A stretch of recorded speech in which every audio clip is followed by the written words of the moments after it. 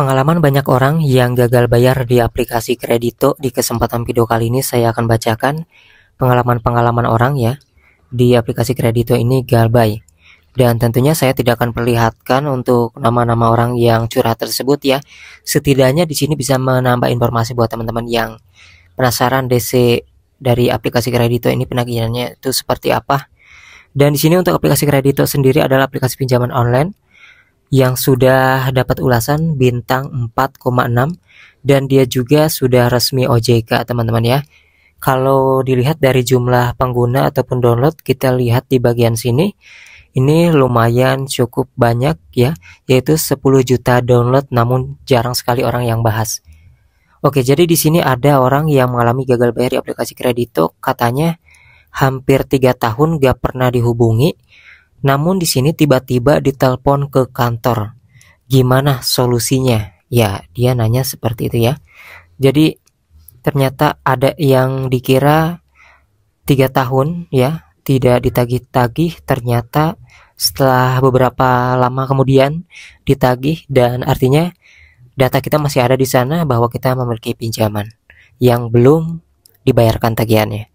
Kemudian ada juga yang curhat nih, Kredito dicari sampai di FB katanya. Nah, maka dari itulah ya, yang punya media sosial, Facebook, ya Instagram, yang nama-namanya mirip itu bisa dicari juga ya. Fotonya kelihatan ya. Nah itu sih, kalau misalnya ditagih di FB kan malu juga ditag kayak gitu ya. Ada juga yang sudah 1 tahun masih ditagih kok, yang paling sering via email katanya dan telepon kantor. Kemudian ada juga yang bilang mau tanya Kredito ilegal atau legal, resmi atau tidak resmi gitu ya.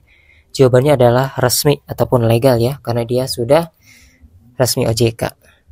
Tapi di sini ada juga yang mengatakan, tapi kalau telat bayar 4 hari ngaruh di telepon-telepon enggak katanya. Nah di sini biasanya sih akan dihubungi lagi ya, sesuai janji kita mau bayar kayak gitu.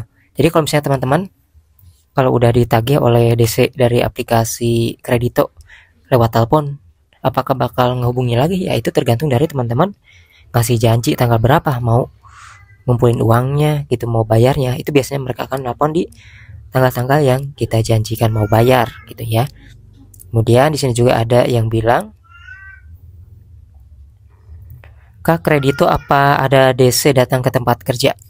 Nah untuk saat ini dari DC lapangan dari Kredito ini saya belum melihat ya ada curhatan-curhatan orang yang didatangi ya oleh DC lapangan dari aplikasi Kredito, yang mungkin di sini DC yang mereka miliki ini masih sedikit ya teman-teman, sehingga lebih sering nelpon saja. Namun buat teman-teman yang mungkin punya pengalaman didatangi DC dari aplikasi Kredito, itu tulis saja di kolom komentar kira-kira pernah didatangi DC atau tidak, biar nambah informasi buat teman-teman yang lainnya yang telat bayar dan gagal bayar di aplikasi Kredito ini teman-teman ya.